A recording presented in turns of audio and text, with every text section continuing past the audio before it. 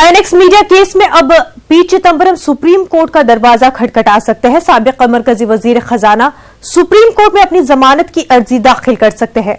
अर्जी में दिल्ली हाईकोर्ट के फैसले को चैलेंज किया जाएगा। आपको बता दें कि दिल्ली हाईकोर्ट ने चिदंबरम की जमानत अर्जी खारिज कर दी थी, जिसकी वजह से गुज़िश्ता कई रोज से पी चिदंबरम तिहाड़ जेल में है।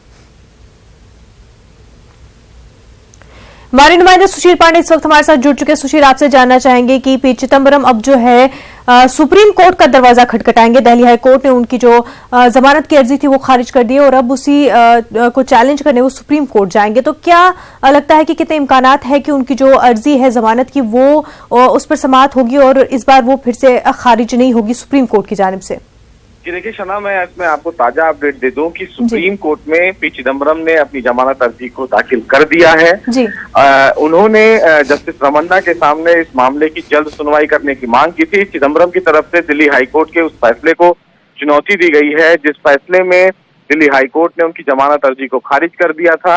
उनकी तरफ से जो वकील थे कपिल सिब्बल, उन्होंने कोर्ट में दलील देते हुए कहा कि इस फैसले में कुछ कमियां हैं, लिहाजा सुप्रीम कोर्ट उस फैसले पर विचार करे। हालांकि जस्टिस रमन्ना ने पी चिदंबरम की जमानत याचिका को चीफ जस्टिस के पास भेज दिया है। चीफ जस्टिस इस मामले में अब ये तय करेंगे कि सुप्रीम कोर्ट के कौन से जज की बेंच इस मामले की सुनवाई करेगी। तो ताजा अपडेट यही है कि पी चिदंबरम ने सुप्रीम कोर्ट में दिल्ली हाई कोर्ट के फैसले को चुनौती दे दी है।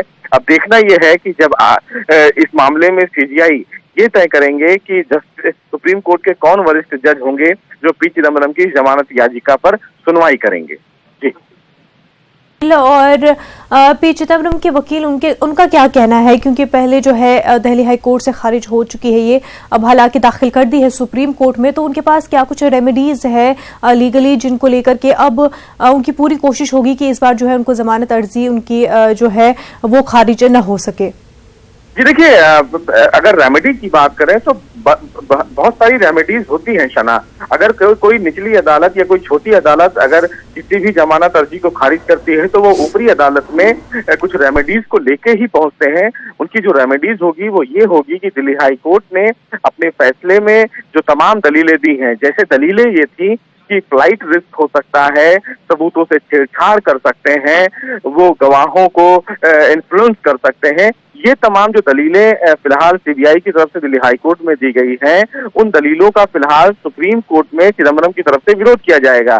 चिदंबरम की तरफ से उनके वकील सुप्रीम कोर्ट में ये दलील देंगे कि वो एक एमपी हैं, वो एक सम्मानित नागरिक हैं और वो अभी तक कहीं देश छोड़कर भाग नहीं सकते हैं, क्योंकि वो सम्मानित नागरिक हैं। इस देश के केंद्रीय गृह मंत्री भी रह चुके हैं, दो बार मिनिस्टर भी रह चुके हैं।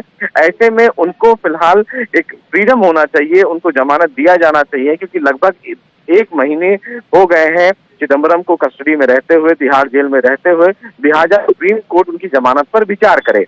ये तमाम रेमेडीज हैं वो सुप्रीम कोर्ट के सामने चिदंबरम के वकील रखेंगे और सुप्रीम कोर्ट से ये मांग करेंगे कि सुप्रीम कोर्ट उनकी जमानत अर्जी पर सुनवाई करते हुए उन्हें राहत प्रदान करे।